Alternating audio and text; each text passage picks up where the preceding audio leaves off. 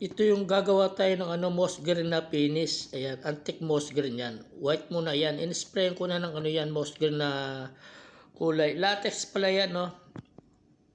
Latex na pintura yan. Ayan. Dapat yung yung basaan dyan, basa. Tapos agurin, lang, was-was lang konti. Punas-punasan mo lang dahan-dahan lang. Ayan.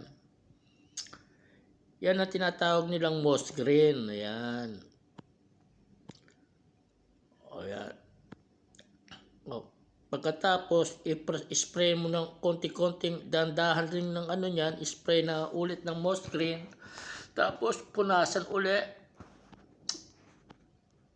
Dandahan lang. Yung pagpunas, ayan na. Yung finished product, yan na.